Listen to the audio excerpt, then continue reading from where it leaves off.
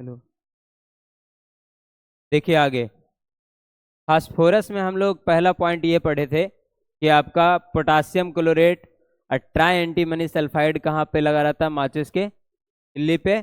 और फिर आपका ये वाला जो आपका है ये आपका लगा रहता है अ, जो आपका लाल फास्फोरस है वो डिबिया पे लगा रहता है। वो हम लोग पढ़े थे। इसके आगे चलते हैं।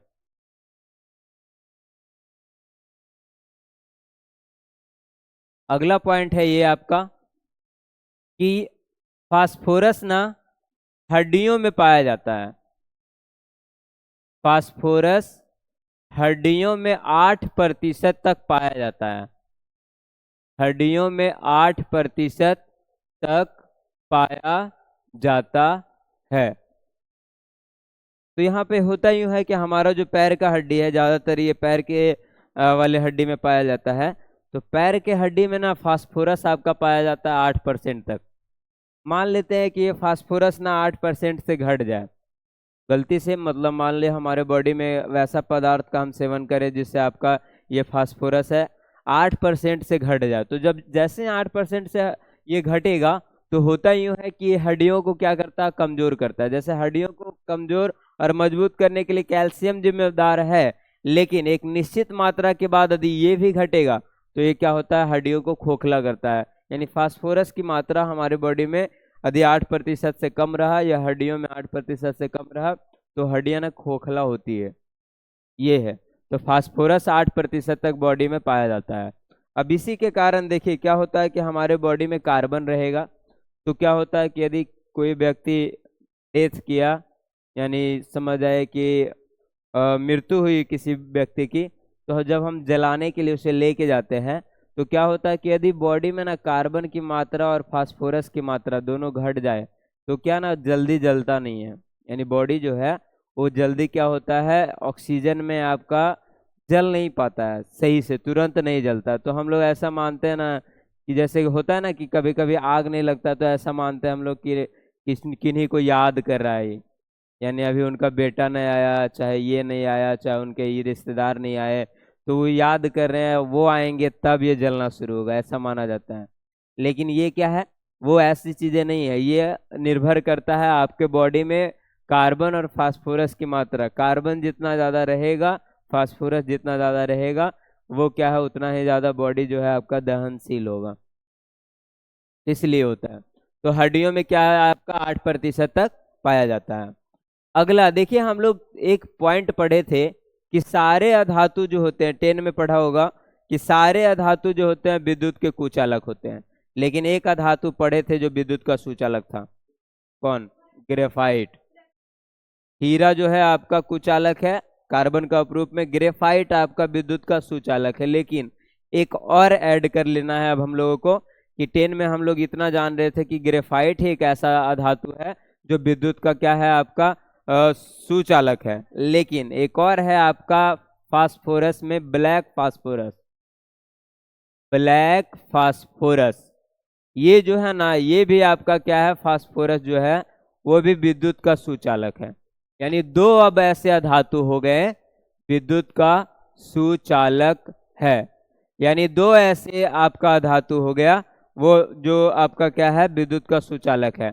एक कौन हो जाएगा, एक हो जाएगा आपका ग्रेफाइट साथ में, और दूसरा आपका क्या हो जाएगा, ब्लैक फास्फोरस। इसीलिए इस ब्लैक फास्फोरस का इस्तेमाल मोबाइल के जो आपके किट हैं उसमें किया जाता है। हम बताए थे कि किट में सिलिकॉन रहता है, साथ ही साथ विद्युत का चालन करने के लिए देखे होंगे किट में काला काला जैसा जगह होता है जहाँ पे काला स्फेयर होता है, वो ना ब्लैक फास्फोरस का होता है। ये भी विद्युत का सुचालक है और आसानी से सुचालन कर लेता है विद्युत का। तो दूसरा पॉइंट यही हो जाएगा आपका। पहला तो हम लोग जाने थे कि फास्फोरस हड्डियों में 8% तक पाया जाता है। दूसरा ब्लैक फास्फोरस जो है वो विद्युत का सुचालक है। यानी जैसे कि आपका ग्रेफाइट है वैसे ही ब्लैक फास्फोरस आपका विद्युत का सुचालक है। फास्फोरस 3 टाइप का होता है, देख लेंगे हम थोड़ा सा। फास्फोरस ना 3 टाइप का होता है। एक को बोलते हैं रेड फास्फोरस, एक को बोलते हैं ब्लैक फास्फोरस, एक को बोलते हैं हम लोग व्हाइट फास्फोरस। इसी का ना नाम कभी कभी येलो फास्फोरस भी रहेगा, पीला वाला। येलो या मतलब वाइट बोलते हैं। वाइट ही कभी कभी क्या होता है, जल के पीला बन जाता है।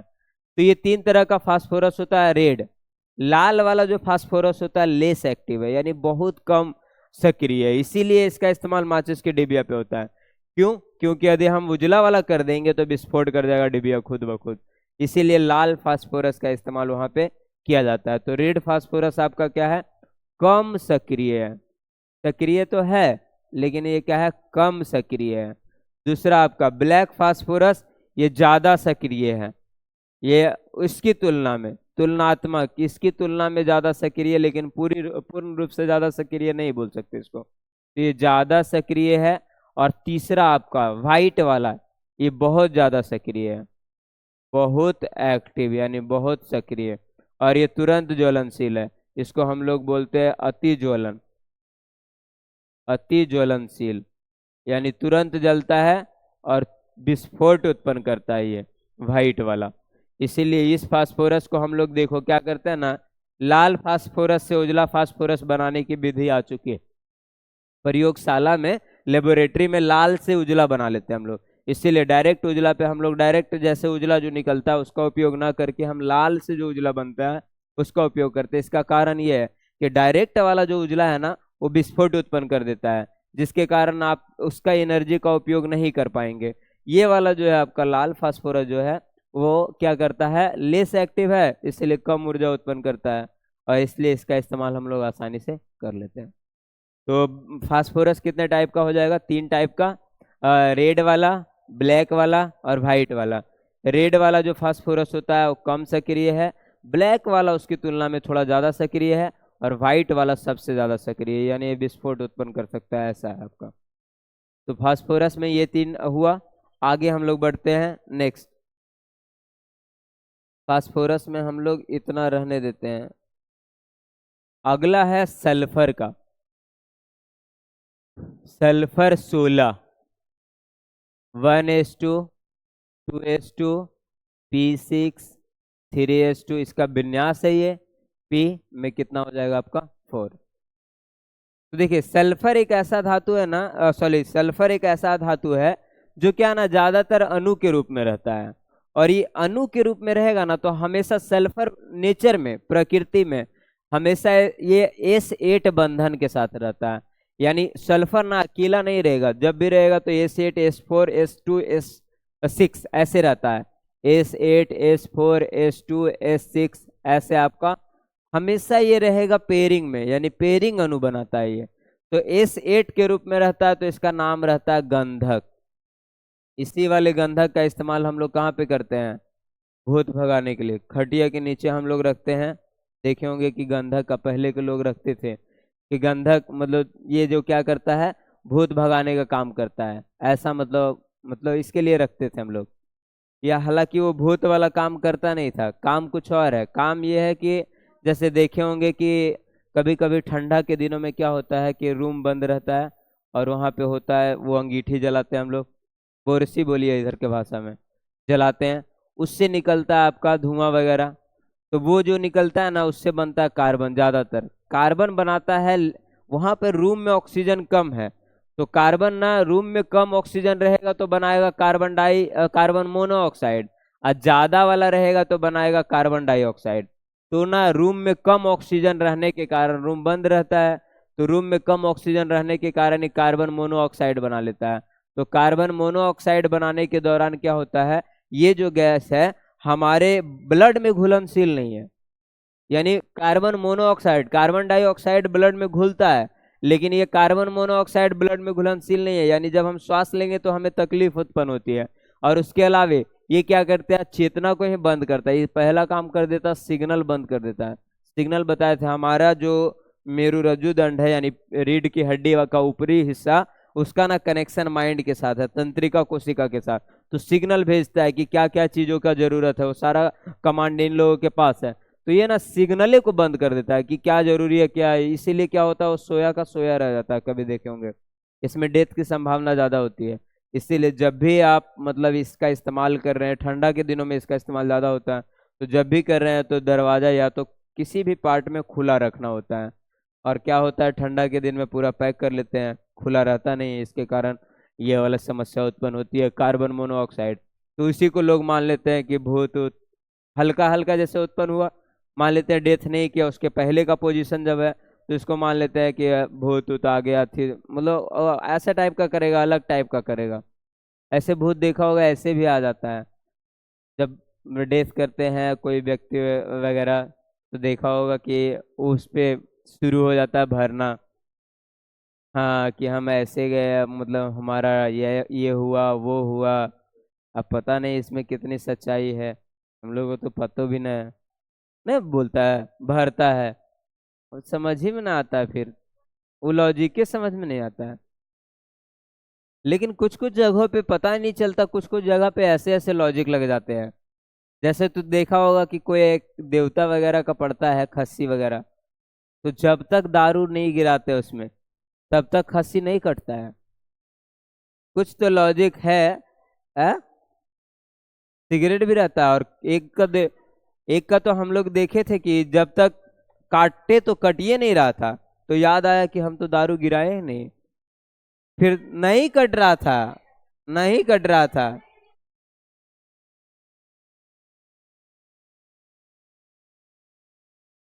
वो तो उधर राजरप्पा का है। हाँ, वो तो उसका मतलब कुछ कुछ ऐसी देवी शक्ति तो है ही, दैवी शक्ति। जैसे दानव वाला शक्ति है तो देवी वाला तो रहबे करेगा। जहाँ जहाँ भूत प्रेत ये सब है तो समझ आए कि वहाँ अच्छा क्वालिटी वाला तो रहबे करेगा, दोनों है। और जहाँ अच्छा क्वालिटी वाला है वहाँ भूत प्रेत तो रहेगा ही। इसलिए अवधारणा है तो रहता तो नहीं है, लेकिन माना जाता है कि है। मतलब अब है, इस पे भी पुष्टि हो चुका है कि है, और कभी कभी ये भी पुष्टि करता है कि नहीं है। यानी दोनों में अभी तक हम लोग कंफ्यूज ही है। अब है तो सामने तो आता नहीं, रात का सारा काम तो तुम ही लोग छीन लिया है। 12 बजे वो निकलता था बेचारा, 12 बजे तक इधर वाला सब मोबाइले चला रहे हैं। उसका टाइमिंग ही गलत हो गया। अब सोचा कि मेरा सिलेबस टाइमिंग तो चेंज हो गया, अब कुछ ही करें हम, कुछ नहीं कर पा रहा। हालांकि कुछ जगहों पे ये मिथ्या था। जैसे देखिए क्या होता है, एक बार कभी कभी गर्मी में पेड़ के नीचे कोई सो गया, तो उसको ना मतलब ये समस्या उत्पन्न हो जाती है। तो ये समस्या उत्पन्न होती है तो समझते हैं लोग कि भूत पकड़ लिया।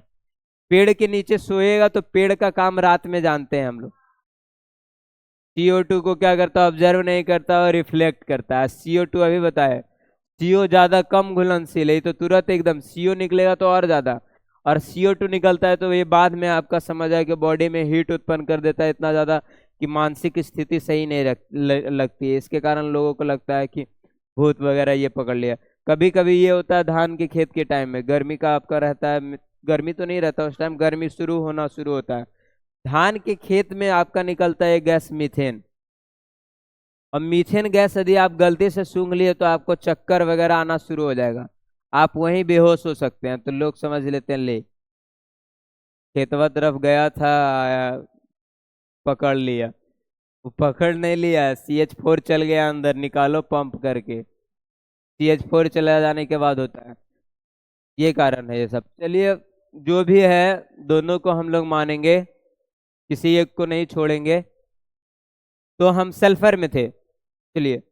तो सल्फर में इसका नाम होता है आपका क्या, गंधक है, जिसको हम लोग एसेट बोलते हैं। तो ये गंधक है आपका, और इसमें आपका क्या है आगे, अगला पॉइंट हम लगाते हैं ये कि ये आपका जो होता है ना, ये क्या है, गर्म करने वाला पदार्थ है। ये क्या है आपका, गर्म करने वाला पदार्थ है। सल्फर बोल सकता है हम लोग की गर्म पदार्थ है। अब इसी के कारण क्या होता है, कुछ पदार्थों का ऐसा माना जाता है कि ये गर्म पदार्थ है, इसलिए इसका सेवन नहीं किया जाता। जैसे देखे होंगे, मतलब ऐसा बोला जाता है कि लहसुन और प्याज नहीं खाना चाहिए। वो लोग जो शाकाहारी है, शुद्ध शाकाहारी है, जो भगवान की पूजा करते हैं, वो मानते हैं कि ये क्या है आपका, लहसुन और प्याज नहीं खाना चाहिए। कारण कारण उसको दो कारण से माना गया। पहला तो ये कारण है, इसमें एक ये कारण बनता है, पहला वाला, कि हम लोग उसको पहले से ये मानते आए हैं कि ये क्या है आपका उस तरह का पदार्थ है जो क्या है, मतलब एज ए मांसाहारी रूप में ही प्रकट, मतलब मान लेते हैं कि उसको मानते हैं, उसको अक्षुण्ण पदार्थ ऐसा माना जाता है कि वो हम लोग मानते हैं जो शाकाहारी रहता है वो। दूसरा लॉजिक है इसका साइंस वाला कि ये गर्म पदार्थ है। आप खाइएगा तो आपके बॉडी में ये हीट उत्पन्न करेगा, उसके अलावा बॉडी के हार्मोनल जो आपका बैलेंस है उसको बिगाड़ता है, आपका जो मन है उसको विचलित करता है, डेविएट करता है ये, इसीलिए नहीं खाना चाहिए ऐसा माना जाता है। मतलब लेकिन ऐसे तो नहीं कैसे खाएगा, हल्का फुल्का मारिए देता है, लेकिन वहां पे ऐसा इसलिए माना गया है आपका कि गर्म है इसमें। तो लहसुन और प्याज में पूछा जाएगा कौन सा पदार्थ पाया जाता है जिसके कारण देखा होगा लहसुन यदि खा लिया तो गर्मी बहुत ज्यादा लगेगा, हीट। प्याज में भी है लेकिन प्याज में उतना सल्फर नहीं है जितना आपका इसमें है। तो आपका लहसुन में ना सल्फर वगैरह पाया जाता है, सल्फर के यौगिक पाए जाते हैं, जिसके कारण ये क्या लगता है आपका, ये ना गर्म पदार्थ बनाता है आपका सल्फर को। तो दूसरा पॉइंट यही है कि ये गर्म पदार्थ है आपका, और ये क्या है, ये पाया जाता है प्रकृति में आपका लहसुन प्याज में ये पाया जाता है। बोलिए।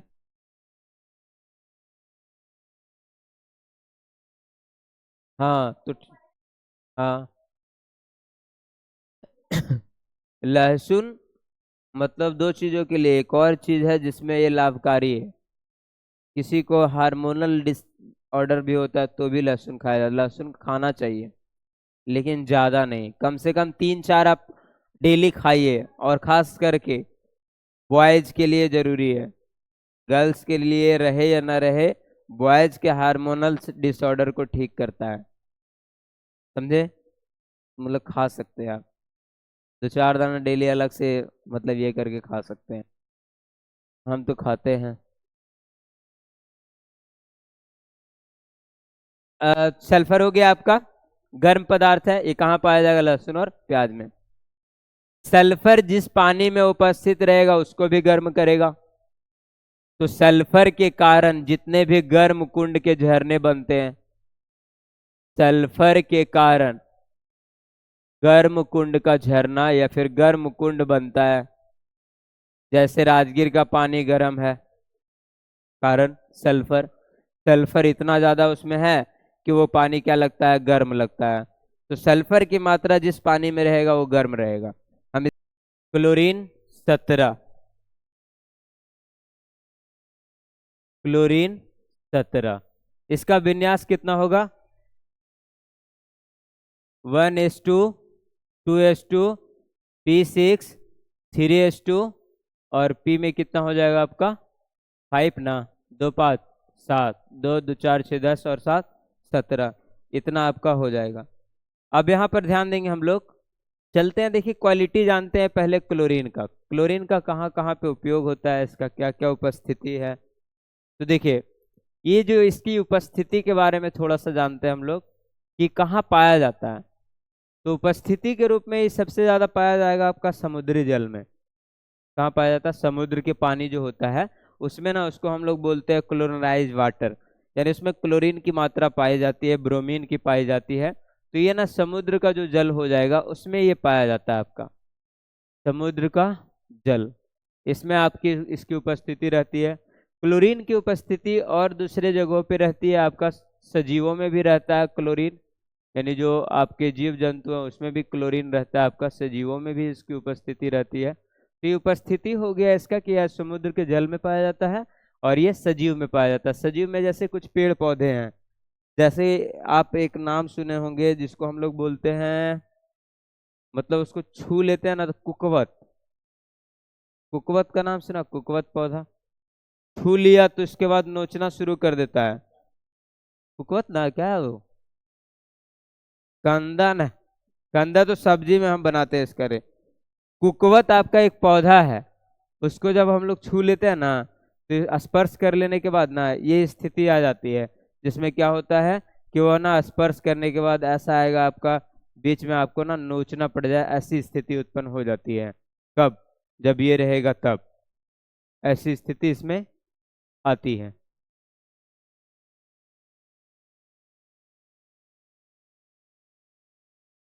रिमझिम उसमें आगे जाके क्लास में वहां पे समुद्र का जल में पाया जाता है और सजीवों में इसकी उपस्थिति पाई जाती है। अब क्लोरीन का उपयोग ना बहुत जगहों पे किया जाता है, हम यूजेज ऑफ क्लोरीन जानेंगे कि इसका इस्तेमाल कहाँ कहाँ पे होता है, यूजेज ऑफ क्लोरीन। एक एक करके। पहला इस्तेमाल इसका जो होता है ना, वो हम लोग जानते हैं bleaching powder. Bleaching powder, bleaching powder में इसका इस्तेमाल होता है आपका ब्लीचिंग पाउडर, इसको बोलते हैं विरंजक चूर्ण। विरंजक चूर्ण का इस्तेमाल कहाँ पे यहाँ पे करते हैं हम लोग? विरंजक चूर्ण का इस्तेमाल करते हैं पानी को साफ करने के लिए। और देखे होंगे कभी डॉक्टर के पास हम लोग जाते हैं ना, तो वो देता है, मतलब घाव को साफ करता है ना, तो घाव को भी साफ करने के लिए इसी का इस्तेमाल किया जाता है। यानी ब्लीचिंग पाउडर का दो जगह हो जाएगा, एक तो जल को साफ करने के लिए, जल को साफ करने के लिए कुआं वगैरह में पहले यही डाला जाता था ना।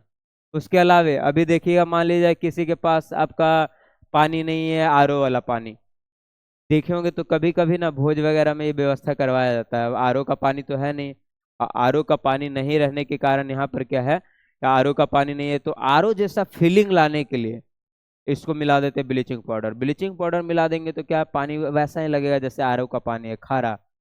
शुद्ध होता है पानी, ब्लीचिंग पाउडर से पानी शुद्ध होता है। पानी के अंदर जो जीवाणु है उसका नाशन ये करता है। अब बोलेगा पानी के अंदर जीवाणु मरा तो उसके अंदर तो रह गया, वो क्या होता है, इसमें ऐसी क्रियाएं हैं कि उसके अंदर तो रह गया, लेकिन आरओ वाला प्रोसेस जब होता है तो उसमें क्या हो जाता है कि वो बाहर भी निकल जाता है। इसमें क्या बाहर नहीं निकलता है लेकिन साफ हो जाता है। उस पानी को हम लोग क्या करते हैं, जो भी होता है, मतलब जैसे ब्लीचिंग से साफ होता है तो नीचे के पानी को छोड़ के ऊपर वाले पानी को अलग डाल दीजिए। यानी नीचे में ब्लीचिंग पाउडर है तो ब्लीचिंग पाउडर सारे खराब पदार्थ को नीचे लेके चला जाता है, ऊपर से वो पानी निकाल लीजिए, पानी हो जाएगा शुद्ध। पहले कुआं में ऐसे ही किया जाता था। कुआं में क्या डालेंगे आप, कुआं का फिल्टर कैसे करेंगे पानी, और कुआं का पानी पीना भी है, उसमें ऊपर वाला कभी कभी पहले तो बंद कुआं होता था, बंद करके रखते थे क्योंकि पानी पीना है। खुला रखेंगे तो ऊपर वाला मटेरियल नीचे आ जाएगा। वो सब आता है ना। जिसमें सबसे ज्यादा आपका खराब है कबूतर। कबूतर जो है वो इतना ज्यादा खराब है, उसके अच्छे से अमोनिया गैस निकलता है, और यदि उसके संपर्क में रह, देखो कबूतर पालने वाले को बीमारी होना ही होना है, कोई ना कोई डायसिस जो है हो जाएगा लगातार, जब वो साथ में रहेगा तब। यानी कबूतर वाला जहाँ पे घर है वही घर में यदि रह रहा है, बगल वाले घर में रह रहा है तो दिक्कत नहीं है, लेकिन उसी घर में यदि रह रहा है वो कबूतर वाले में, अमोनिया गैस कारण बन जाता है हमारा। जैसे अमोनिया गैस निकलता है बाथरूम के बाहर भी, बाथरूम से जो गंध आती है वो किस गैस की रहती है, अमोनिया गैस का। और जो गोली हम लोग डालते हैं वो कौन सा गोली रहता है, अमोनिया को हटाने वाला गोली। ठीक, तो इसीलिए कबूतर वाला में भी इसका इस्तेमाल किया जाता है, लेकिन इतना ज़्यादा वो अमोनिया निकालता है कि वो कंट्रोल में नहीं आ सकता जब तक कि हम उससे दूर ना रहें, तब तक। तो ब्लीचिंग पाउडर आपका क्या है, ये क्या करता है, जल को साफ करता है। और दूसरा, हम लोगों का ना ब्लीचिंग पाउडर मतलब शरीर पे जहाँ पे घाव है ना, तो वहाँ भी लगा सकते हैं। ब्लीचिंग पाउडर का इस्तेमाल और केमिकल के साथ मिलाने मिलाने के बाद पाउडर में भी होता है। एक आता है बिरनी वाला पाउडर, देखे होंगे कि वो पाउडर छिड़क दिया बिरनी हट जाता है, वही है, ब्लीचिंग पाउडर ही है। उसमें हम केमिकल मिला दिए हैं आपका फॉर्मलिन वाला, तो वो आपका क्या है, एक साथ मिल जाने के कारण मतलब ऐसा हो जाता है, वो हटा देता है। वो हटाता क्या है, क्यों हटाता है, कैसे हटाता है, उसका लॉजिक क्या है, उसका लॉजिक है आपका उसका गैस का रिसाव। वो अपने अंदर से गैस का रिसाव करता है जिसके कारण वो हटता है। तो ब्लीचिंग पाउडर का क्लियर हो गया, जल को साफ करना, और घाव को रोगाणु रहित करने में भी इसका इस्तेमाल किया जाता है। घाव को रोगाणु रहित करने में भी इसका इस्तेमाल किया जाता है, किसका, ब्लीचिंग पाउडर का। दूसरा, क्लोरीन का इस्तेमाल कहाँ पे होता है, क्लोरीन से बनाते हैं ब्लीचिंग पाउडर, और ब्लीचिंग पाउडर से फिर ये सब इसका इस्तेमाल होता है। अब क्लोरीन से जो अगला बनता है वो बनता है प्लास्टिक। क्लोरीन से हम लोग बनाते हैं प्लास्टिक। प्लास्टिक में एक नाम सुने होंगे, पीवीसी, हमने सुना, वो कुर्सी जो आता है, देखा हो कुर्सी, ये वाला कुर्सी नहीं, एक आता है आपका जिसमें मतलब ब्लू कलर या काला कलर का ऐसे रहेगा आपका, टेबल वाला, पढ़ने वाला टेबल, देखा ना, पढ़ने वाला कुर्सी नहीं आता था, बेंच साथ में लगा हुआ, और प्राइवेट स्कूल में रहता है ना जो टेबल के साथ हल्का सा ये लगा रहता है, ये, और ये वाला रहता है कुर्सी, वो कुर्सी को बोलते हैं पीवीसी। ये कुर्सी पीवीसी नहीं है, ये सब तो ओनली प्लास्टिक और फाइबर का है। फाइबर बोलते हैं हम लोग, प्लास्टिक में हम लोग कार्बन वगैरह मिलाते हैं ना, तो उसको फाइबर वगैरह बोलते हैं। तो ये नहीं है, वो पीवीसी में हमेशा उसका अलग रहेगा, तो एकदम प्लास्टिक में रहेगा, प्लास्टिक टाइप का है, और वो तो पीवीसी बनाने में इसका इस्तेमाल किया जाता है। इसमें नाम ही है उसका पॉलीविनाइल क्लोराइड। विनाइल नाम का केमिकल डालते हैं और पॉली मतलब बहुत सारा डालते हैं और क्लोराइड मतलब क्लोराइड। ये आपका क्या रहता है, सी मतलब क्लोराइड रहता है। पीवीसी इसी का शॉर्ट फॉर्म है, पॉलीविनाइल क्लोराइड। और इसमें इसका इस्तेमाल किसका करते हैं, क्लोरीन का इस्तेमाल करते हैं। अगला इस्तेमाल क्लोरीन का कहाँ पे होता है, दवा बनाने में। दवा बनाने में, दवा बनाने में क्लोरीन का इस्तेमाल कैसे होता है, देखिए एक आता है आपका क्या बोल सकते हैं इसको हम लोग, अ, अपच का जब भी कंडीशन होता है ना, अपच जब हो जाता है, तो अपच जब हो जाता है तो उससे हम लोग बनाते हैं आपका, मतलब समझ आया, वैसी दवाएं जब बनाया जाता है जो आपका क्या करे, अपच को सही करे। अपच मतलब जो हो गया है जिसके कारण खाना डाइजेस्ट नहीं हुआ है किसी कारणवश, तो उसको ठीक करने के लिए हम लोग क्लोरीन की दवा देते हैं। यानी दवा बनाने में इसका इस्तेमाल होता है। खास करके कौन सी दवा, जो अपच वाली शिकायत हो, जो खाना पचने में सही नहीं वर्क कर रहा, वैसे वाली दवाओं में इसका इस्तेमाल होता है। तो दवा बनाने में हो जाएगा। अगला पॉइंट, अगला पॉइंट इसका इस्तेमाल होता है दो जगह, एक कीटनाशक में, दूसरा खरपतवार नाशक में। कीटनाशक, अगला है आपका खरपतवार नाशक। खरपतवार नाशक, ये दोनों में इसका इस्तेमाल होता है। कीटनाशक क्या है, कीटनाशक देखे होंगे छिड़काव करने के लिए आता है, हम लोग ये डंप में लगाते हैं ऐसे और छिड़कते हैं, तो कीटनाशक होता है। एक होता है कि जंगल वगैरह के पत्ता वगैरह देखा होगा रखा हुआ है, अब उसमें आग लगाएंगे तो जंगल में आग लग जाएगा, और वो पत्ता को हटाना भी है, तो उसको कंपोजिट करने के लिए पत्ता को एक जगह जमा करके एक केमिकल छिड़क देते हैं। वो केमिकल कौन रहता है, क्लोरीन का बना हुआ, अभी बताते हैं कौन है। वो केमिकल छिड़क दिए तो उससे क्या हो गया, वो पत्ता पूरी तरह से अपने आप गल जाता है। पहले देखो क्या हो रहा था, अभी दिल्ली में प्रदूषण होता था, यानी इसका कारण कुछ ऐसा माना जाता है कि ये कारण है पंजाब हरियाणा से लगा हुआ दिल्ली, जानता है, पंजाब और हरियाणा के ना जस्ट बॉर्डर पे दिल्ली। अब पंजाब हरियाणा में होता खेती, और उन लोग का खेती होता मशीन से। तो मशीन से होता है तो क्या, काट दिया और नीचे का पुआल जो मतलब पेड़ है इतना लंबा लंबा वो रह जाता है। उन लोग को खिलाने के लिए जो इस्तेमाल करते हैं ज्यादातर वो चारा इस्तेमाल करते हैं जो बनाते हैं चोकर वगैरह ऐसा वाला। पुआल जितना जरूरी है उतना लिया, क्योंकि उन लोग खेत कर रहा है 20 25 30 बीघा वाला, ऐसा है सब किसान, तो वो कर रहा है, और उतना जितना जरूरत रहा जानवर को देने के लिए बाकी छोड़ दिया खेत में। अब उस खेत में क्या लगाते थे, आग। आग से निकलता था धुआं, और धुआं कहाँ जाता था, दिल्ली, और दिल्ली वाला एरिया को कर देता था प्रदूषित। तो दिल्ली सरकार ने बोला पंजाब सरकार को कि हम ऐसा करते हैं, आपको हम एक छिड़काव दवाई दे रहे हैं, वो वाला छिड़काव पंजाब में भी अवेलेबल है, लेकिन वो सरकार बोला कि जैसे जिसको जेकर छप्पर चुएगा वह ना छाड़ेगा, तो ये बेचारा अपने से बोला कि हम ही छाड़ देते हैं, हम दे रहे हैं, आप ठीक कीजिए वहाँ। तो पुआल पे क्या किया जाता है, उसको छिड़क दिया जाता है, वो पुआल क्या हो जाता है, गल के खुद ब खुद बहुत छोटा हो जाएगा, गल जाएगा वो, गलाने का काम करता है। गलाने का काम करता है। कीटनाशक देखो कौन है, जिसका एक का नाम है DDT। DDT कीटनाशक का नाम है, और खरपतवार नाशक BHC। ये दोनों में इसका देखो नाम है, इसका नाम क्या है, dichloro diphenyl trichloro ethane. Dichloro diphenyl trichloro ethane नाम में आ रहा है, देखो ध्यान से, जिसका हम चर्चा कर रहे थे वो है इसमें ट्राइक्लोरो, है ना। क्लोरीन को क्लोरो बोलते हैं जब बीच नाम में लेते हैं हम लोग, तब यहाँ भी क्लोरो है। तो DDT में ये आपका छिड़काव करते हैं हम लोग। और BHC का नाम है benzene hexa chloride. Benzene hexa chloride, इससे क्या हम लोग करते हैं, ये वाला से क्या करते हैं, खरपतवार नाशक है ये। इससे क्या होता है, छिड़काव कर देंगे तो जंगल वगैरह का जो पत्ता वगैरह हटाना है तो ये, और ये DDT से क्या हटाना, कीट, जैसे जो सब्जी वगैरह पे लग जाता है, किसी भी चीज पे लगा तो जो छिड़काव करते हैं वो यही है DDT। DDT जो है इसका इस्तेमाल मतलब इसका खोज करता जो है पॉली मुलर थे, अमेरिका के व्यक्ति वैज्ञानिक। तो पॉली मुलर ने इसका जब खोज किया था तो उन्होंने इसका इस्तेमाल किया छिड़काव पे, तो देखा बाद में ना DDT ना कैंसर का भी कारक है। जब हम छिड़कते हैं ना उस सब्जी पे दवाएं वो वाला, तो उससे क्या बन जाता था, बाद में पता चला कि लोगों को कैंसर होना शुरू हो रहा है उसी के कारण। वो क्या कर रहा है, वो सब्जी जो हम खा रहे हैं छिड़काव वाला, उससे कीटाणु तो मर गया उसका, लेकिन वो क्या हुआ कि वो जो डीडीटी है ना, पानी में घुलनशील पूरी तरह से नहीं है। तो जो पानी में घुलनशील नहीं है, तो जब हम उस सब्जी को धो रहे हैं तो घुल नहीं रहा पूरी तरह से, और घुल नहीं रहा तो हमारे बॉडी में वो जा रहा है जब हम सब्जी खा रहे हैं, और बॉडी में जब जा रहा है तो कैंसर हो रहा था। तो इसीलिए इसको बैन कर दिया।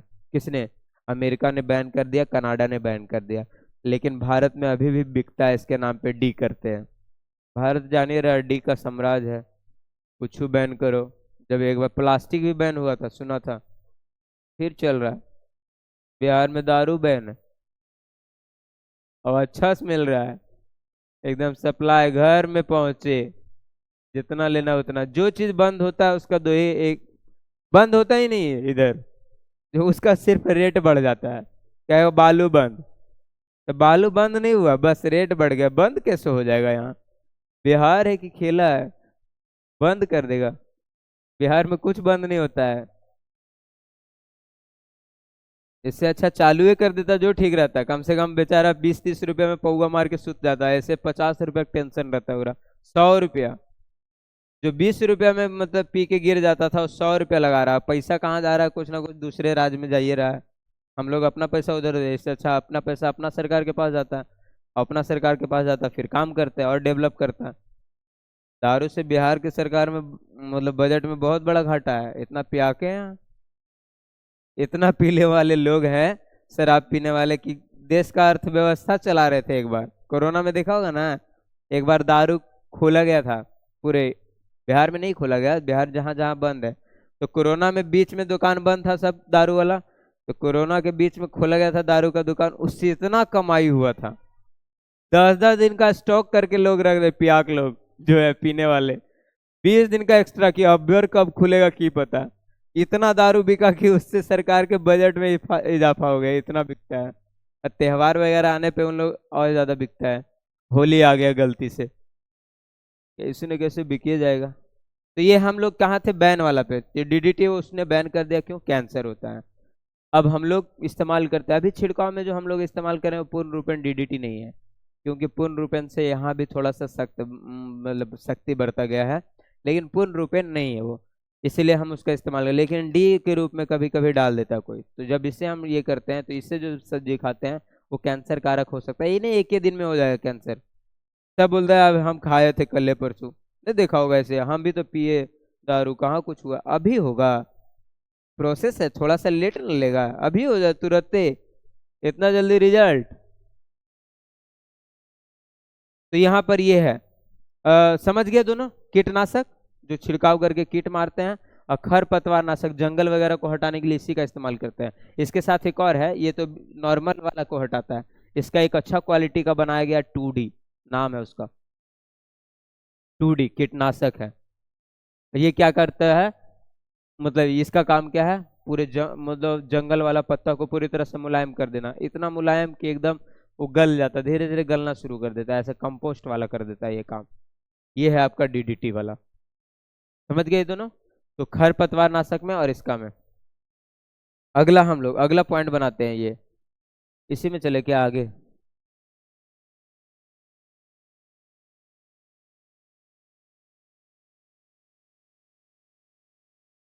लिख देते हैं आगे इसमें।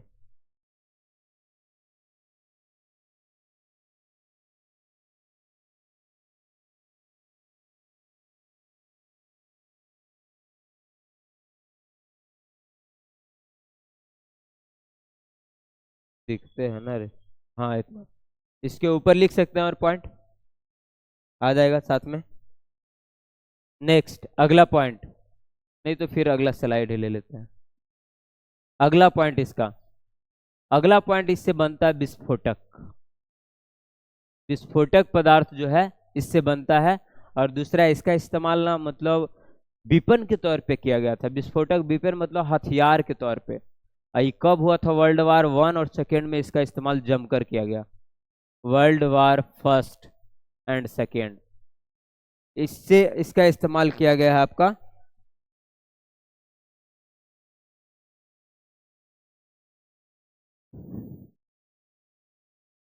आर्गन था 18, इसका विन्यास होता है 1s2 2s2 p6 3s2। यहाँ देखिए 10 हो गया, p6 18। अब देखिए ये क्या है, एक निष्क्रिय गैस है। ये है आपका क्या, एक निष्क्रिय गैस। निष्क्रिय गैस उसको बोलते हैं जो अभिक्रिया में भाग लेता ही नहीं। वैसा गैस जो अभिक्रिया में भाग नहीं लेता है उसको हम लोग निष्क्रिय बोलते हैं। तो helium, neon, argon, krypton, xenon, radon, इतने ये 6 गैस जो है प्रकृति में वो आपका क्या है, निष्क्रिय है। यानी ये वायुमंडल में पाया जाएगा लेकिन ये क्या रहेगा, निष्क्रिय रहेगा। यानी पीरियोडिक टेबल रहता तो पीरियोडिक टेबल के जस्ट ये लास्ट में आता है, मतलब इधर वाला वर्ग 18 में देखेंगे तो ये नजर आता है। तो आपका क्या है, ये निष्क्रिय गैस उसमें से तीसरा नंबर का है। हीलियम, नियोन तो हम लोग पढ़ चुके थे। तीसरा नंबर का आपका है ये आर्गन। तो देखिए निष्क्रिय गैस होने के कारण पहला इसका यूज जो होता है ना, प्रयोग जो होता है, आपका प्रयोग पॉइंट लगा देते हैं हम हेडिंग। इसमें पहला प्रयोग जो इसका होगा वो होता है बल्ब में। जो बल्ब का आवरण रहता है गैस वाला, यानी बल्ब के बीच में जो गैस भरा जाता है उसमें कौन सा गैस भरा जाता है, नाइट्रोजन के साथ argon. Nitrogen plus argon, argon रहेगा मोस्टली। नाइट्रोजन उसमें इसलिए डाल देते हैं कि वातावरण को, नाइट्रोजन का काम है निष्क्रिय करना, ऑक्सीजन को ऐड नहीं होने देना। बल्ब का फिलामेंट तभी खराब हो जाता है। बल्ब देखे होंगे हम लोग, फिलामेंट खराब हो जाता है, वो कभी क्या गलती से भी ऑक्सीजन वगैरह इंटर कर गया है, फिर ज्यादा धारा प्रवाहित हो गया तब खराब हो जाता है। तो आपका इसके लिए बचाव के लिए हम लोग इसमें डालते हैं नाइट्रोजन प्लस आर्गन। आर्गन का काम है अभिक्रिया नहीं होने देना, लेकिन उसके बावजूद भी थोड़ा बहुत अभिक्रिया हो रहा है तो उसको निष्क्रिय करने का काम करता है नाइट्रोजन। अब इसको भरा जाता है कहाँ पे, विद्युत बल्ब में, वो भी पीला वाला में। ये वाला गैस में इसको हम लोग डालते हैं, ये वाला में भी आर्गन डालते हैं लेकिन इसके साथ और सारे गैस रहेंगे। इसमें आपका नियोन भी रहेगा, यानी जो आपका, जिसको हम लोग, ये सब वाले जो बल्ब है ना उसको डायोड बोलते हैं। यानी जैसे मरकरी हो गया आपका, ये डिजिटल एलईडी वाला है, तो एलईडी वाला में क्या होता है, उसमें तो हम लोग डायोड डालते हैं। एलईडी का फुल फॉर्म क्या है, LED, light emission diode. L for light, इसे इमिशन, और फिर डी से डायोड। डायोड समझते हैं, डायोड क्या है। डायोड क्या होता है ना, कि जैसे कि बल्ब में छोटा सा फिलामेंट होता है, इन लोग का फिलामेंट छोटा नहीं होता है, इन लोग का फिलामेंट थोड़ा लंबा होता है, और बीच में जो डाला जाता है उसी को हम लोग बोलते हैं डायोड। डायोड का एज लाइक ऐसा समझ आइए, वो सेमीकंडक्टर है। सेमीकंडक्टर उसको बोलते हैं जो आपका अर्ध धारा प्रवाहित करता है, पूरा पूरा नहीं करता है। जैसे सेमीकंडक्टर होता है कौन, सिलिकॉन सेमीकंडक्टर है, इसीलिए इसका इस्तेमाल हम लोग करते हैं, सिखाए थे उसमें कि आपका इस्तेमाल किया जाता है सोलर प्लेट में सेमीकंडक्टर का। फिर पैनल में भी बताए थे किसका इस्तेमाल होता है, सेमीकंडक्टर, अर्धचालक है। क्यों, क्योंकि जब तक हम इसके ऊपर कुछ चलाते नहीं चलता है। फिर देखिए हम लोग लिखते हैं तो ये आपका क्या लिखाता है, तो इसमें क्या होता है, आपका सेमीकंडक्टर है, यानी निम्न सेमीकंडक्टर का मतलब ये हुआ वैसा पदार्थ जो सामान्य ताप पे विद्युत धारा प्रवाहित नहीं करता है, लेकिन टेम्परेचर बढ़ाएंगे तो विद्युत धारा प्रवाहित होगा, उसको हम लोग बोलते हैं सेमीकंडक्टर। चालक चैप्टर आएगा ना तो बताएंगे अच्छा से, उसमें चलिए। तो बल्ब में इसका इस्तेमाल होता है, ये सब बल्ब में फ्लोरेसेंट बल्ब इसको बोलते हैं, तो इसमें इसका इस्तेमाल होगा। लेकिन इसके साथ कोई और रहेगा, नियोन भी रह सकता है, नियोन में हम लोग पढ़े थे डायोड में इस्तेमाल होता है, ये सब रह सकता है। अगला इसका इस्तेमाल जो होता है ना, इसका इस्तेमाल होता है एयरपोर्ट वगैरह पे, जो हम लोग नियोन में पढ़े थे कि नियोन बल्ब का, इसका नियोन जो गैस है उसका इस्तेमाल एयरपोर्ट पे होता है आपका नियोन बल्ब में। वैसे ही इसका इस्तेमाल भी कहाँ पे होता है, एयरपोर्ट वाले में होता है। एयरपोर्ट बल्ब या एयरपोर्ट लाइट बोलिए, बल्ब नहीं बोल सकते, एयरपोर्ट लाइट में इसका इस्तेमाल होता है। अगला है इसका इस्तेमाल वेल्डिंग में होता है। वेल्डिंग जो हम लोग लोहा वाला करते हैं तो उसमें क्या रहता है, पहले वो जो जलता है वो क्या है पता, वो जलता है, एक गैस है और उसके साथ ऑक्सीजन मिला है, इथिलीन ऑक्सीजन। यानी जो वेल्डिंग होता है ना, वेल्डिंग यहाँ पे लिख देते हैं, वेल्डिंग में इसका इस्तेमाल होता है।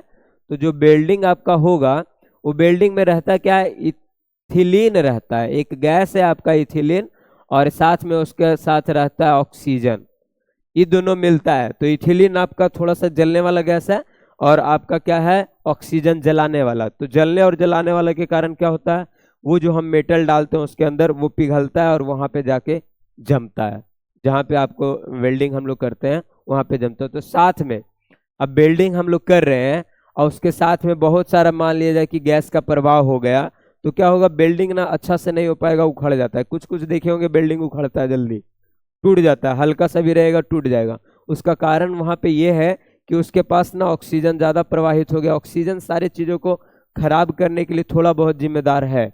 तो वो क्या करता है, इंटर कर गया आपका ऑक्सीजन एक्स्ट्रा वाला, तो आपका क्या होता है, बिल्डिंग थोड़ा थोड़ा हटता है। तो इससे बचने के लिए हम लोग डाल देते हैं इसमें कौन सा गैस, आर्गन। क्यों डालते हैं, अभिक्रिया कहीं और से वो ना करे। अभिक्रिया नहीं करेगा तो बिल्डिंग वाला काम आपका सही होगा और अच्छा होगा। तो बिल्डिंग में हम इसका इस्तेमाल करते हैं। क्लियर। इसका इस्तेमाल आगे, अगला इसका इस्तेमाल जो होता है ना, वो आपका कहाँ पे होता है, सर्जरी वाले वातावरण में। सर्जरी वाला जो वातावरण होता है, जैसे कहने का मतलब किसी का सर्जरी करना और बहुत सारा पेशेंट है एक साथ, तो हम एक बड़ा कमरा लेते हैं। उसमें आपका क्या रहता है, उस कमरे में क्या है, बहुत सारा गैस का प्रवाह है। देखे होंगे आईसीयू रूम बनाया जाता है, आईसीयू बनता है ना, आईसीसीयू, आईएमयू, रूम का बहुत सारा टाइप होता है। उसमें क्या रहता है, पूरी तरह से पैक रहेगा, एसी वाला कमरा रहता है, उसमें सारी सुविधाएं लेकिन एसी के साथ साथ ध्यान दीजिएगा उसमें महकते रहेगा कुछ ना कुछ। ध्यान दिए है, कभी आईसीयू वाला में जाइएगा तो थोड़ा ना महकता है कुछ अलग टाइप का। वो महक किसके कारण है, गैस के कारण। उसमें गैस डाला जाता है, आर्गन वगैरह। क्या है वो आर्गन इसलिए डाला जाता है क्योंकि वो क्या हो कि आपका जो वातावरण है उसमें क्या दूसरा ऑक्सीजन ऐड हो जाए। मान लिया सर्जरी कर रहे हैं, ओपन हार्ट सर्जरी है, यानी जिसका दिल का डायरेक्ट मतलब ओपन करके हम लोग सर्जरी कर रहे हैं, तो उस दौरान क्या है कि अत्यधिक मात्रा में गैस का मतलब कोई और रिएक्शन कर जाए गलती से, तो क्या हो जाएगा, वो सर्जरी हमारा सफल नहीं हो पाएगा। तो इसके लिए हम लोग वातावरण को इनर्ट बना देते हैं। पूरा वातावरण या पूरे रूम को हम लोग उस गैस से कर देते हैं आपका सर्टिफाई, जिसके कारण वो इनर्ट हो जाता है। इनर्ट मतलब निष्क्रिय। अब उसमें बाहरी वाले जो जीवाणु वगैरह है, बाहरी वाले बैक्टीरिया वायरस वगैरह या फिर कोई अवांछित गैस है जो नुकसान पहुंचा सकता है, वो नुकसान नहीं पहुंचा पाता है। तो इसीलिए इसका इस्तेमाल कहाँ पे होता है आपका, अगला इस्तेमाल कहाँ पे होगा, सर्जरी वाले एरिया को इनर्ट बनाने में। सर्जरी वाले एरिया यानी जहाँ पे सर्जरी आपका हो रहा है वहां पे ना इनर्ट वातावरण बनाने में, इनर्ट कहने का मतलब निष्क्रिय वातावरण बनाने में इसका इस्तेमाल होगा। किसका, आर्गन गैस का। समझे। सर्जरी वाले के लिए आपका क्या होगा कि सर्जरी वाला में अभी बताया कोई बैक्टीरिया बाहर से अटैक ना कर दे, उस सब के लिए इसका इस्तेमाल किया जाता है। अगला, अगला इसका इस्तेमाल किया जाता है 3D पेंटिंग में। 3D painting, painting, 3D painting.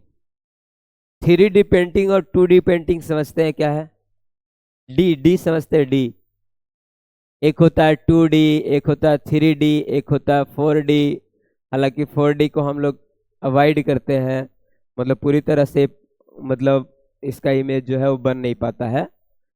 2D का मतलब क्या हुआ ना कि वैसा वस्तु जिसका दो भाग दिखाई दे, लंबाई और चौड़ाई। जिसका लंबाई और चौड़ाई, जैसे एक कलम है तो इसमें तीनों दिखाई दे रहा है, तो तीन दिखाई दे रहा है तो लंबाई भी दिख जाए, चौड़ाई भी और ऊंचाई भी। बोर्ड को हम सामने से देखेंगे तो क्या है, इसमें दो ही चीज दिख रहा है, लंबाई और चौड़ाई। तो लंबाई और चौड़ाई दिख रहा है, ऊंचाई तो दिख नहीं रहा हम लोग। तो ये क्या है, ऐसे हम लोग देखेंगे तो क्या बोलेंगे, इसको क्या बोलेंगे, 2D में है। और जब हम तीनों एक साथ देख ले रहे हैं, जैसे इधर से देख रहे हैं इस वाले वस्तु को, तो हम लोग कैसे देख रहे हैं, 3D में। लंबाई भी देख लिए, चौड़ाई भी देख लिए, और साथ में मोटाई भी देख लिए इसका, जिसको हम लोग बोलते हैं 3D। 2D और 3D का यही मतलब होता है। तो पेंटिंग में 3D पेंटिंग ऐसा देखे होगा ना, जो बनाता है तो ऐसा रोड पे बनाएगा ना तो ऐसे लगेगा कि आदमी खड़ा है, नहीं बनाता वैसा वाला। रोड पे देखे होंगे वीडियो वगैरह में आता है, तो ऐसे बनाएगा तो लगेगा। ये वाला कभी कभी गड्ढा वाला बना देता है। गड्ढा में हमें क्या चीज नजर आया, लंबाई, चौड़ाई और साथ में गहराई भी। तो 3 डायमेंशन दिख जाता है, इसीलिए उसको हम लोग बोलते हैं 3D पेंटिंग।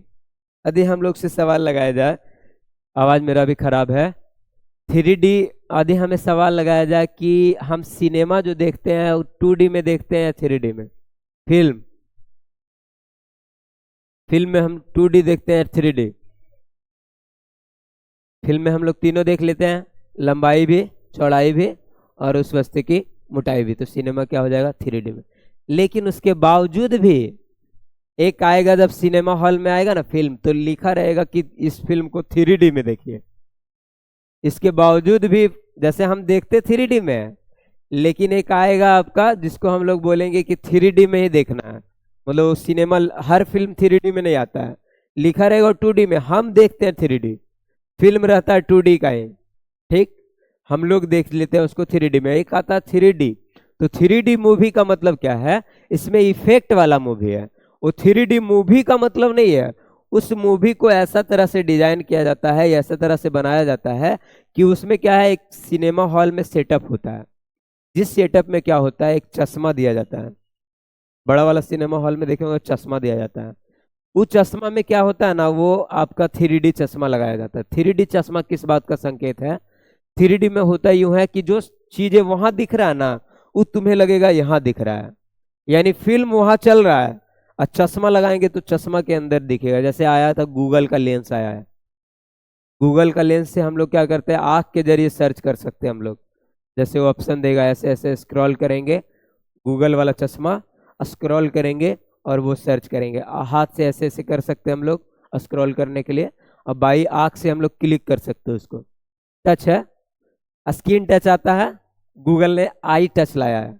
आई टच कहने का मतलब आई सेंसर है वहाँ, आंख से टच नहीं करते रहते उसको, आई सेंस करता है वो। जैसे ही कैमरा है, ये देखिए, ये कैमरा देखो घूमता है, नहीं देखिए, इसका मतलब क्या है, ये उधर जाओगे ना तो घूमेगा, जहां तक घूमेगा जब तक कि तुमको पहचान न ले। एक बार पहचान लेगा तो नहीं घूमेगा फिर।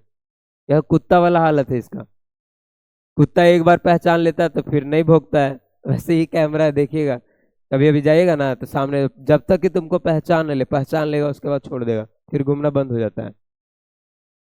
तो 3D का मतलब क्या होता है, एक इफेक्ट है जिसके जरिए चश्मा लगाया जाता है। चश्मा में क्या होगा ना कि फिल्म चल रहा है, वहां लगेगा कि हमारे आंखी के सामने चल रहा है, वही इफेक्ट को हम लोग बोलते हैं 3D इफेक्ट। और एक होता है डिजिटल डॉल्बी, सिनेमा हॉल में देखे होंगे वर्ड आता है डॉल्बी। डॉल्बी का मतलब क्या होता है, साउंड ऐसा लगाया जाता है ना कि जैसे कि कुर्सी के अंदर वो साउंड लगाया जाता है, हर कुर्सी में लगा रहता है, और वो साउंड ऐसा लगेगा ना, कांच वहां टूटा तो लगेगा यहाँ टूटा है, इस तरह का फील आता है कि मतलब वहां जो चीज देख रहे हैं एकदम आस पास हो रहा है, तो फील लगता है कि हम देख रहे हैं कुछ अच्छी चीजों को, ऐसा फील आता है, इसके लिए लगाया जाता है 3D। 4D को ना, 4D भी आया है। 4D में क्या है, 4D वाला में कैसा है, लंबाई चौड़ाई मोटाई और साथ में ऊपर से, जैसे कि ड्रोन कैमरा जो है वो लेता 3D इमेज है, लेकिन उसका अस्तित्व 4D पे है, यानी ना वो सारे तरह से मूवेबल, 3D को मूव कर दे जो, उसको हम लोग बोलते हैं, ऐसा समझ जाए कि मान लेते हैं कि 4D जैसा है, 4 डायमेंशन में वर्क कर रहा है। तो ये है आपका 2D 3D समझ गया। तो 3D पेंटिंग, 2D पेंटिंग में इसका इस्तेमाल नहीं होगा, 3D पेंटिंग में इसका इस्तेमाल होता है। 3D पेंटिंग में इसका इस्तेमाल रहेगा आपका किसका, आर्गन का। क्लियर हो गया। आर्गन में हम लोग प्रयोग में हम लोग क्या जाने, पहले इसका इस्तेमाल बल्ब में होता है, एग्जाम में ये पूछा जाता है, कॉम्पिटिटिव एग्जाम में पूछा जाएगा कि बल्ब में, विद्युत बल्ब में किस गैस का इस्तेमाल होता है, तो कोई ना आर्गन डायरेक्ट लिखा रहेगा। ध्यान रखना, नाइट्रोजन प्लस आर्गन, आर्गन तो रहेगा ही रहेगा, लेकिन साथ में नाइट्रोजन भी रहेगा, तो आर्गन प्लस नाइट्रोजन का इस्तेमाल विद्युत बल्ब में होता है। अगला एयरपोर्ट लाइट, एयरपोर्ट लाइट जो होगा उसमें भी इसका इस्तेमाल किया जाएगा, किस रूप में, निष्क्रिय। एयरपोर्ट लाइट में लाइट में नहीं होके उसके अंदर जो गैस होता है उसमें इसका इस्तेमाल होता है। ये सब जो होता है वो ज्यादातर मरकरी का होता है। अब उसमें डिटेल से पढ़ाएंगे ना तब बताएंगे कौन बल्ब में क्या भरा रहता है, अभी इतना ही जान लेते हैं हम लोग। अगला बेल्डिंग में, बेल्डिंग में हम लोग जाने कि बेल्डिंग में इस्तेमाल होता है किसका किसका, इथिलीन ऑक्सीजन ज्वाला, इसका रहता है आग, और ये दोनों का इस्तेमाल होता है प्लस, इसमें क्या डाल देते हैं हम लोग, आर्गन। अगला सर्जरी वाले एरिया को इनर्ट बनाने के लिए किसका इस्तेमाल करते हैं, आर्गन का। अगला आपका 3D पेंटिंग में, उसके अलावा भी इसका इस्तेमाल होता है। कहाँ पे इसका इस्तेमाल होता है, इधर वाले को मिटा दें, ये वाला आपका,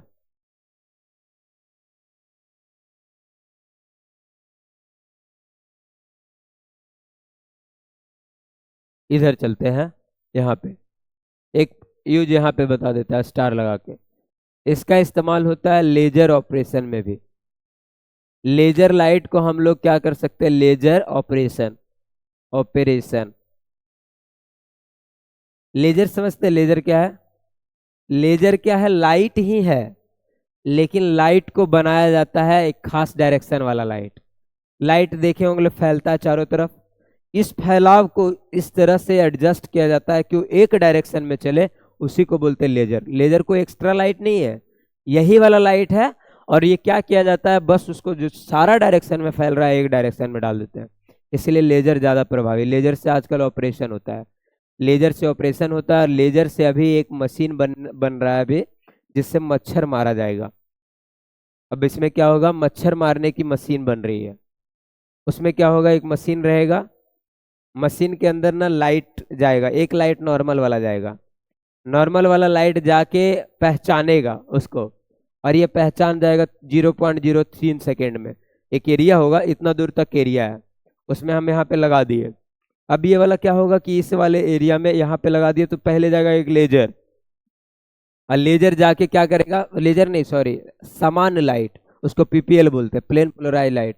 वो जाके डिटेक्ट करेगा कि हाँ यहाँ पे है कि नहीं, वो है कि नहीं, ऐसा डिटेक्ट करेगा ये वाला। तो इससे क्या होगा आपका, वो वाला जो आपका एक मिनट, लेजर लाइट है आपका। तो यहाँ पर क्या लेजर ऑपरेशन में बताया कि लेजर वाला क्या है आपका, खास तरह का लाइट है। इसमें क्या होता है आपका, उसी लाइट को हम लोग बनाते हैं। अभी हम बता रहे थे कहाँ पे, लेजर से मच्छर मारने की तकनीक वाला। तो क्या होता है, एक आएगा उसमें समान वाला, समान लाइट जाएगा, डिटेक्ट करेगा, और डिटेक्ट करेगा आकार और उसका वो मतलब ये क्राइटेरिया। मक्खी भी तो ऐसा आकार का रहता है, सेम सेम। तो डिटेक्ट करेगा ये मच्छर है कि नहीं, और मच्छर को डिटेक्ट करके वो वापस लौटेगा और सूचना देगा लेजर को कि वहां पे ना मच्छर है। अब बोलो मच्छर गति भी कर रहा है, तो गति कर रहा है, लेकिन हमारा जो लेजर रहेगा वो इतना सेंसिटिव रहेगा, जैसे मिसाइल वाला अटैक रहता है ना, मिसाइल में देखोगे डायरेक्ट अटैक करता है, कितनों स्पीड से भागते रहेगा वो, कर देगा अटैक डायरेक्ट। ये डायरेक्शन गति वगैरह को माप के वही क्या करेगा, वो मच्छर के डायरेक्शन को माप करके ये लेजर बीम को छोड़ देगा, और लेजर बीम उस पे जाके अटैक करेगा, और उससे मच्छर मरेगा।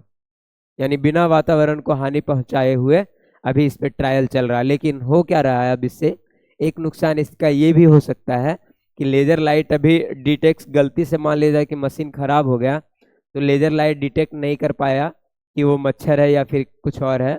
तो कभी कभी मान लीजिए कि खराब होगा तो क्या हुआ, मनुष्य पे भी मार देगा वो। तो मनुष्य पे जब मारेगा तो उसके बॉडी को भी कुछ ना कुछ हानि पहुंचाएगा। इतना तो नहीं इफेक्टिव रहेगा वो कि ज्यादा हानि पहुंचाए, लेकिन कुछ ना कुछ डैमेज कर सकता है हल्का फल्का, ऐसे कि किसी का मतलब जैसे कि बाहरी त्वचा को जला सकता है वो, त्वचा को ना जला के उसके ऊपर का जो बाल वगैरह है उसको जला सकता है वो, और कुछ नहीं करेगा ज्यादा। तो इतना मतलब ये है, लेकिन अभी बनाया जा रहा है, अभी सफल होगा ये देखते हैं हम लोग।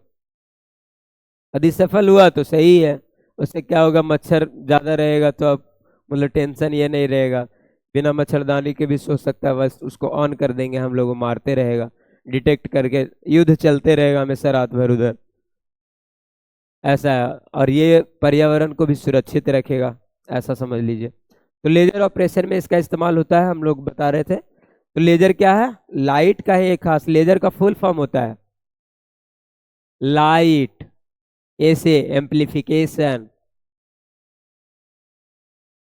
ऐसे स्मिल्चुएटेड, ई से इमिशन, आर से रेडिएशन, इतना होता है। यानी लाइट को एम्प्लीफिकेशन मतलब बढ़ा देना, उसकी आवृत्ति, तरंग दैर्ध्य आवृत्ति को बढ़ाना। स्मिल्चुएटेड का मतलब होता है एक जगह में प्रेरित करना, और इमिशन का मतलब होता है उस पर मतलब समझ आए उसकी तीव्रता को बढ़ाना, और रेडिएशन का मतलब होता है विकिरण के जरिए वो प्रवेश करेगा। इसलिए आजकल ज़्यादा ऑपरेशन जो होता है वो किससे होता है, लेजर से होता है। यानी लेजर ऑपरेशनल ज़्यादा, और ये ज़्यादा सही भी है, इससे हमारा बॉडी को ज़्यादा नुकसान नहीं पहुंच पाता है। तो आज हम इतना ही रहने देते हैं।